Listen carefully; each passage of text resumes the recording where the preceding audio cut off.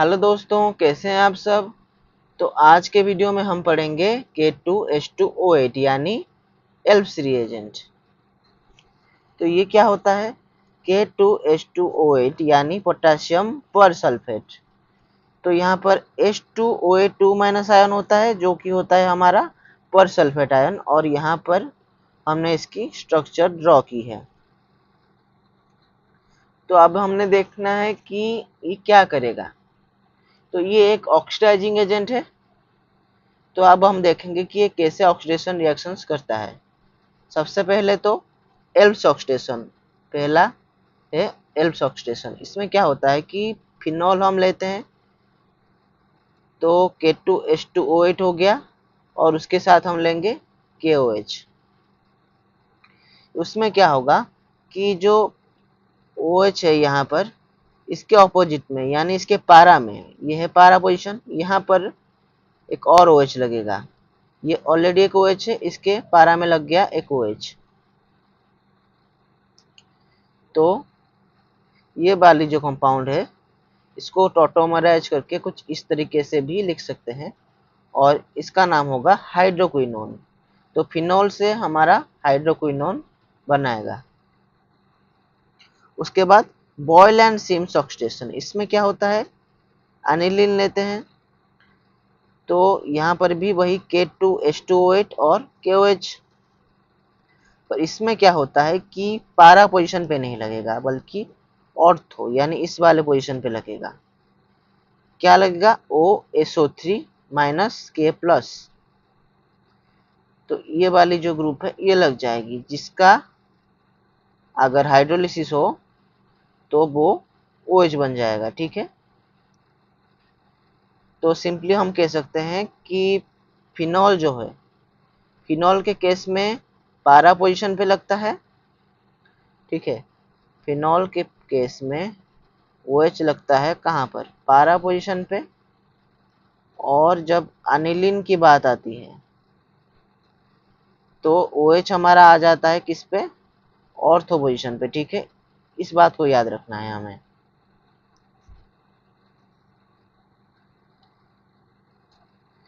तो कंडीशंस कुछ इस तरीके से दिए गए होंगे कि फिनॉल के केस में हमें दिए गए होंगे K2H2O8, उसके साथ KOH।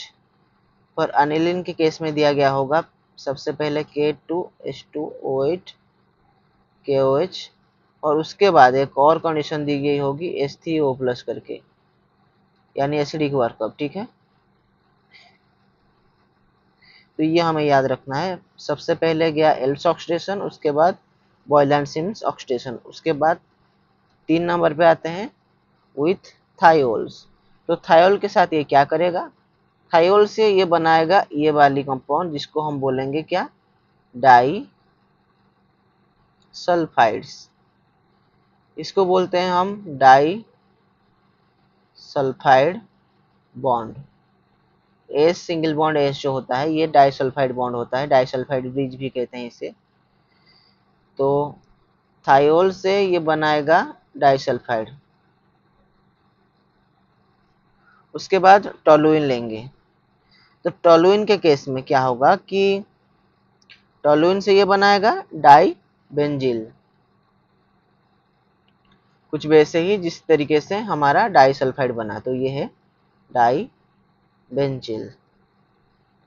पर फर्क क्या है कि जब हम लेते हैं क्या थायोल, उसमें सिर्फ K2H2O8 देना है, कोई और उसके साथ कुछ लेने की कोई ज़रूरत नहीं है। पर जब हम टोलुइन की बात करते हैं तो हमें सिल्वर प्लस या फिर कॉपर प्लस सॉल्ट हमें लेने पड़ते हैं, और उसके साथ CH3CN और वाटर लेने पड़ते हैं आज सॉल्वेंट।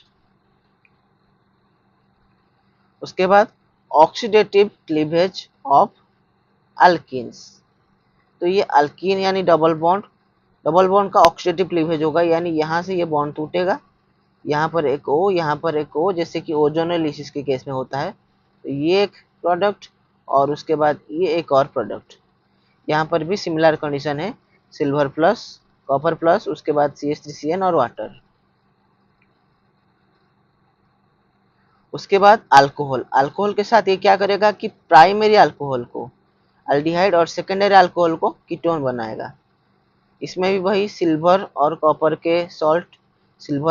के सॉल्ट इसमें भी चाहिए। उसके बाद रेडिकल पॉलीमराइजेशन इनिशिएटर, तो ये क्या करता है कि रेडिकल पॉलीमराइजेशन जो होता है उसमें हेल्प करता है। तो ये है मिथाइल मिथाक्रिलेट, जो कि पॉलीमराइज होके हमारी पॉलीमिथाइल मिथाक्रिलेट यानी PMMA बनाएगी, किससे? रेडिकल पॉलीमराइजेशन से। तो वो किस वजह से होगा? Fe2+ की वजह से होगा रेडिकल पॉलीमराइजेशन। ध्यान रखना, जहाँ पर Fe2+ हो वहाँ पर पॉलीमराइजेशन के चांसेस हैं अल्कीन के। तो K2H2OH और Fe2+, तो ये दिया गया है पॉलीमराइजेशन करने के लिए। उसके बाद हम कुछ एग्जाम्पल्स देखते हैं। तो पहला एग्जाम्पल है, ये है हमारा नाप्थोल। तो इसको क्या बोलेंगे? अल्फा नाप्थोल। ये है अल्फा पोजीशन, ये है अल्फा नाप्थोल। तो इसमें क्या होगा कि ये होगा हमारा एल्ब्स ऑक्सीडेशन। ये OH है, इसके ऑपोजिट में यानी पैरा पोजीशन पे एक और OH लगेगा, जो कि यहाँ पर लगा है। देखो ये वाला कंपाउंड हमारा बनेगा। उसके बाद दूसरा वाला है वही K2H2OH और KOH। यहाँ पर भी OH है, OH के ऑपोजिट वाला खाली है, तो OH इसके ऑपोजिट में एक और OH, तो ये भी हो गया। तीसरा वाला यहाँ पर क्या है? ये एनिलीन सिस्टम है, NHME, ठीक है। तो यहाँ पर क्या होगा? ऑर्थो पोजीशन पे हमारा लगेगा। दो कंडीशन है, K2H2OH KOH और H3O+। सबसे पहले तो K2H2OH जो है वो क्या करेगा? OSO3- K+ अटैच करेगा ऑर्थो पोजीशन पे H3O+ से, ये बन जाएगा OH, ठीक है। यहाँ तक आसान है। और ये चौथा वाला, ये क्या होगा? पॉलीमराइज होगा। यहाँ पर Fe2+ दिया गया है, तो ये हो गया हमारा पॉलीमर। चलो, उसके बाद यहाँ पर क्या दिया गया है? Secondary alcohol. उसके बाद ये जो है सेकेंडरी अल्कोहल, कॉपर 2+ दिया गया है, तो ये हमारा कीटोन बनेगा। अब क्वेश्चन नंबर 6, ये वाला इंपॉर्टेंट है। यहाँ पर देखो, कायदे से क्या होना चाहिए कि ये OH है, इसके ऑपोजिट में हमारा OH लगना चाहिए, पर ऑलरेडी एक और ग्रुप है, ठीक है। ये ऑलरेडी एक मिथाइल ग्रुप मौजूद है, तो यहाँ पर OH नहीं लग सकता। तो अगर पारा पे नहीं लग सकता तो कहाँ पर लगेगा OH ग्रुप? यहाँ पर, यहाँ पर, यानी ऑर्थो पे लगेगा। तो हमने क्या किया? एक ऑर्थो पे लगा दिया, तो OH यहाँ पर एक और यहाँ पर एक ऑर्थो पे लग गया। वो इसलिए, रीजन क्या है इसका? पारा इज ब्लॉक्ड। पारा पोजीशन ब्लॉक्ड है, इसीलिए ऑर्थो पोजीशन पे OH की अटैचमेंट हुई। तो आज के वीडियो में बस इतना ही, मिलेंगे अगले वीडियो में।